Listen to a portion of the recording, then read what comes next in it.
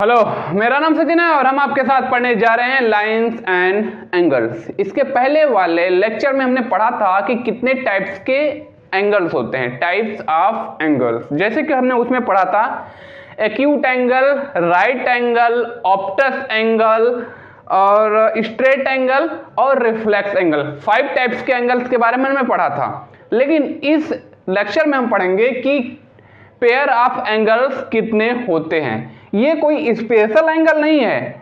Special angle इसलिए नहीं है क्योंकि ये जो एंगल, नया एंगल जो क्रिएट हो रहा है, 5 एंगल्स के अलावा ये जो नए नए 5 एंगल्स और बन रहे हैं, ये एंगल्स जो हमने पहले एंगल्स 5 एंगल्स का नाम लिया, उसी एंगल से मिलकर पेयर बनाकर नए एंगल को जो है क्रिएट कर रहा है। जैसे अगर एक्यूट एंगल है, right angle, Optus angle, straight angle और रिफ्लेक्स एंगल, इन सभी एंगल्स को मिलाकर नए नए एंगल्स का जो है जो क्रिएट होगा, निर्माण होगा, उसमें से कोई कॉम्प्लीमेंट्री एंगल बनेगा, कोई सप्लीमेंट्री एंगल बनेगा, कोई एडजेसेंट बनेगा, कोई जो है लीनियर पेयर एंगल बनेगा या तो कोई वर्टिकल अपोजिट एंगल बनेगा। यही सब एंगल्स जो है उन 5 एंगल से मिलकर नए नए एंगल्स क्रिएट होंगे। ठीक है, तो पेयर ऑफ एंगल क्या होता है यही हम समझेंगे।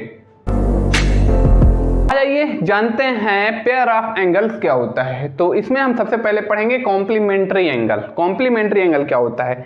जब 2 एंगल्स को अगर पेयर 90 डिग्री के इक्वल होता है तो उसे हम कॉम्प्लीमेंट्री एंगल बोलते हैं। 2 पेयर्स का एंगल जो है, 2 एंगल्स का पेयर जब 90 डिग्री के इक्वल होता है तो उसे हम क्या बोलेंगे? Complementary angle. जैसे एक 45 डिग्री का एंगल और 45 डिग्री का एंगल।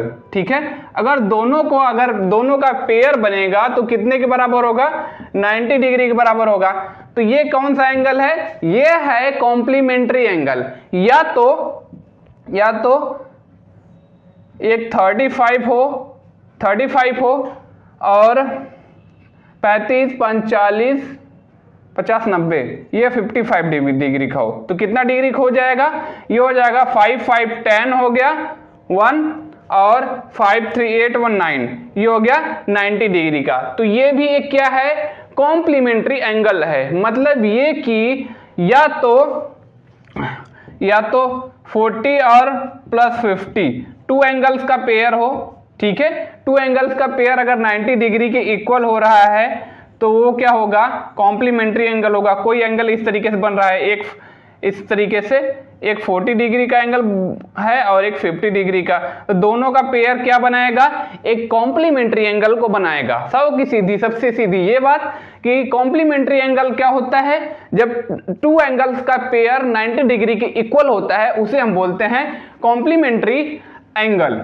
और सेकेंड टाइम में हम पढ़ेंगे सप्लीमेंट्री एंगल। और ये वाला एंगल ऐसा एंगल्स का पेयर होता है जिनको 2 ऐसे एंगल्स का पेयर होता है जिसका पेयर 180 डिग्री के बराबर होता है, जिसका पेयर 180 डिग्री के बराबर होता है। ठीक है, उसे हम क्या बोलेंगे? Supplementary angle. जैसे 2 एंगल्स हैं इस तरीके से। ठीक है, तो इधर 90 डिग्री, इधर 90 डिग्री, दोनों तरफ 90 डिग्री है तो कितना होगा? 90 कितना होगा? 180 डिग्री। तो ये मतलब ये वाला एंगल कौन सा है? सप्लीमेंट्री एंगल है। क्या है ये? Supplementary angle. ठीक है, तो ये सप्लीमेंट्री एंगल क्रिएट कर रहा है। ठीक है, जब 2 pair of angle are equal to 180 degree तो उसे हम बोलेंगे सप्लीमेंट्री एंगल। कुछ इस तरीके से भी हो सकता है कि अगर एक है जो है 80 डिग्री और एक है 100 डिग्री। ठीक है, तो 100 डिग्री और 80 डिग्री कितना होगा? 180 डिग्री के इक्वल होगा। तो ये एंगल भी क्या है? एक सप्लीमेंट्री एंगल है। तो फिर फाइनली सीधी एक बात ये कि सप्लीमेंट्री एंगल किसे बोलते हैं? जब 2 पेयर ऑफ एंगल्स 180 डिग्री के इक्वल होता है उसे हम बोलते हैं सप्लीमेंट्री एंगल। अब हम पढ़ेंगे थर्ड वाले पेयर्स ऑफ एंगल्स के बारे में। इसका नाम है एडजेसेंट एंगल। एडजेसेंट एंगल कब बनता है? ये एंगल तब बनता है जब 2 नॉन कॉमन आर्म के बीच में एक कॉमन वर्टेक्स और एक कॉमन आर्म होता है तो उसे हम एडजेसेंट एंगल बोलते हैं। फिगर में समझते हैं, जैसे एक कोई एंगल है जिसका नाम है ABC, ठीक है, और इसके बीच में एक कॉमन वर्टेक्स है, ठीक है, और एक कॉमन आर्म है। ये है आर्म, ठीक है, ये है आर्म और इसका वर्टेक्स कहाँ है, यहाँ है, और इस आर्म का नाम हम रख देते हैं D, ठीक है। और ये जो आर्म है कॉमन आर्म है और इस आर्म का जो वर्टेक्स है यहाँ है वो भी कॉमन है। इसका हम कैसे समझेंगे, ये जो दो आर्म ये हैं ये नॉन कॉमन आर्म है। क्योंकि ये दोनों आर्म जो है AB और BC सिर्फ एक बार लिए गए हैं, लेकिन BD जो है 2 टाइम लिया जाएगा। क्योंकि इस वाले एंगल को और इस वाले एंगल को पेयर बनाने में, क्योंकि हम पढ़ के आ रहे हैं पेयर ऑफ एंगल, इस वाले एंगल और इस वाले एंगल का पेयर बनाने में इस वाले आर्म का और इस वाले वर्टेक्स का यूज, इस वाले आर्म का वर्टेक्स कहाँ है, यहाँ है, इस वाले आर्म का और इस वाले आर्म के वर्टेक्स का जो है यूज जो है 2 टाइम हो रहा है। जैसे अगर ये पूरा एंगल क्या है ABC है तो इसमें ABD एंगल ABD और प्लस एंगल DBC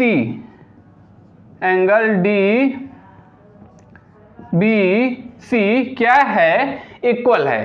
तो इसमें पेयर जो है BD और DB इस वाले आर्म का यूज बार बार हुआ है, तो ये वाला एंगल क्या है, एडजेसेंट है। एडजेसेंट मतलब 2 एंगल्स को ऐड कर रहा है, 2 एंगल्स को क्या है, ऐड कर रहा है। ये वाला जो सिंबल है 2 एंगल्स को इस फिगर में ऐड कर रहा है, इसलिए इस वाले एंगल को एडजेसेंट एंगल बोलेंगे। फिर से बता दें एडजेसेंट एंगल क्या होता है, 2 नॉन कॉमन आर्म के बीच में, ठीक है, 2 non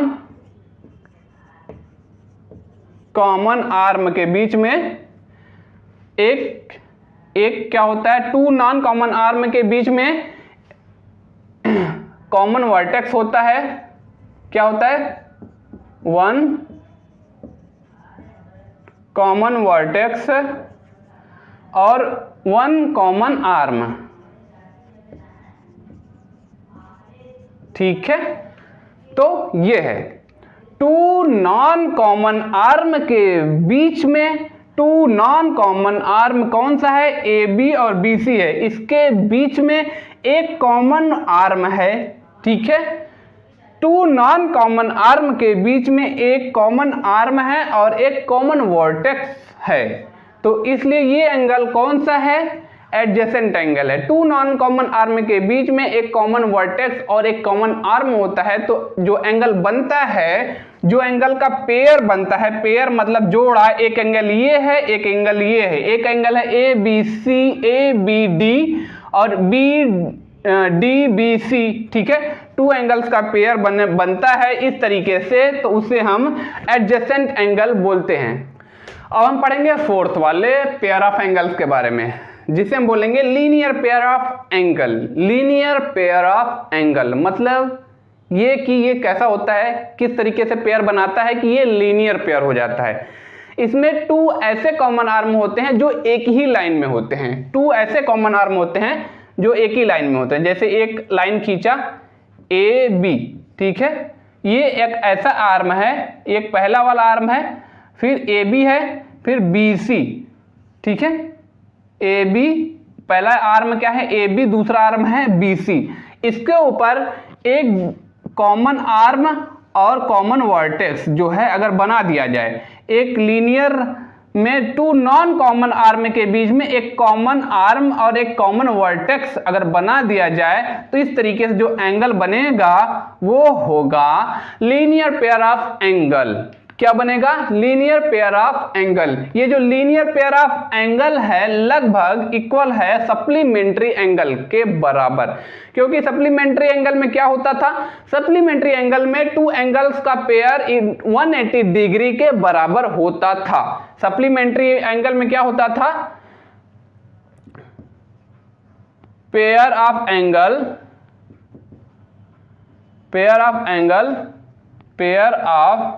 angle equal to 180 degree.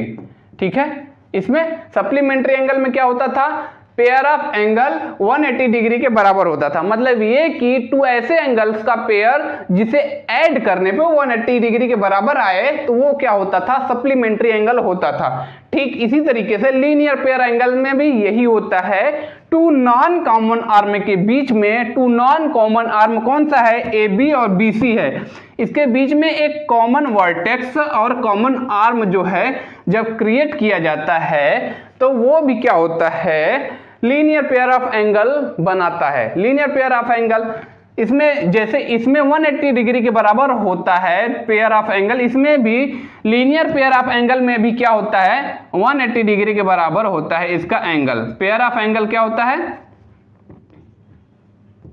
Pair of angle equal to 180 degree के बराबर इसमें भी होता है जैसे सप्लीमेंट्री एंगल में होता है। ठीक है, तो ये होता है linear pair of angle.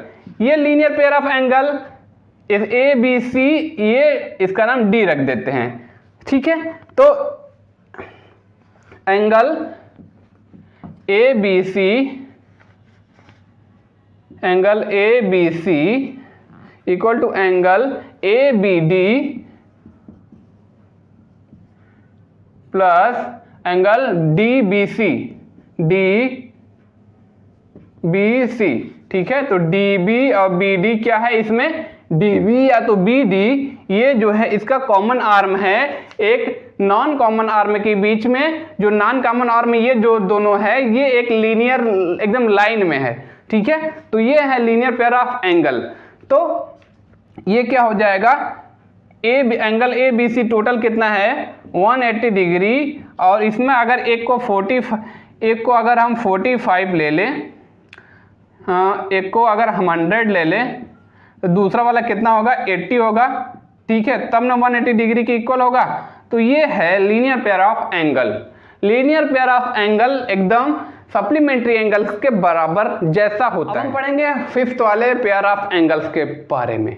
Fifth वाला पेयर ऑफ एंगल जो है इसको हम बोलते हैं vertically opposite angle. Vertically opposite angle का क्या मतलब है, वर्टिकली अपोजिट एंगल का मतलब ये है कि जैसे अगर कोई लाइन इस तरीके से खींची गई है और एक क्रॉस लाइन उसके ऊपर दूसरी खींच दी गई, इसका नाम है ए बी और इसका नाम है सी डी। ठीक है, और सी डी को किस पॉइंट पे, ओ पे कट कर रहा है, किस पे, ओ पे कट कर रहा है। ए बी सी डी को ओ पॉइंट पे कट कर रहा है, या तो सी डी ए बी को ओ पॉइंट पे कट कर रहा है। इस तरीके से टू लाइंस है कुछ इस तरीके से। ठीक है ना। तो अगर ये जो एंगल है, ये वाला जो एंगल है, ये वाला जो एंगल है, इसके क्या होगा, ये ओ पॉइंट है ना, ये ओ पॉइंट पे कट कर रहा है। ये वाला जो एंगल है इस वाले एंगल के इक्वल होगा। अगर ये वाला एंगल अगर 80 डिग्री है तो इसके वर्टिकल ये है, इसके जस्ट वर्टिकल ये है, तो ये भी 80 डिग्री होगा। अगर ये 70 डिग्री है तो इसके जस्ट वर्टिकल ये है, तो ये भी 70 डिग्री होगा। अगर ये जो है 100 डिग्री है तो इसके जस्ट, अगर ये जो है 35 डिग्री है तो ये भी एकदम जस्ट इसके 35 डिग्री होगा। तो वर्टिकल अपोजिट एंगल कौन सा है, वर्टिकली अपोजिट एंगल ये इसके वर्टिकल है, ये वाला इसके वर्टिकल है। ठीक है, तो ये होता है वर्टिकली अपोजिट एंगल। ठीक है, तो एंगल अगर हम देखना चाहें इस वाले एंगल के, इस वाले एंगल ए ओ बी, ये ओ पे कट कर रहा है ना, ओ पॉइंट पे, angle A O D, angle A O D equal होगा एंगल सी ओ बी के। क्या, एंगल सी ओ बी क्यों इक्वल होगा, क्यों, अगर ये जो है 45 डिग्री का है तो ये वाला भी 45 डिग्री का होगा। क्यों, क्योंकि ये जो y वर्टिकली अपोजिट एंगल, क्या हम यहां लिख सकते हैं angle AOD are equal to angle COB by are equal, ठीक है, बाई वर्टिकली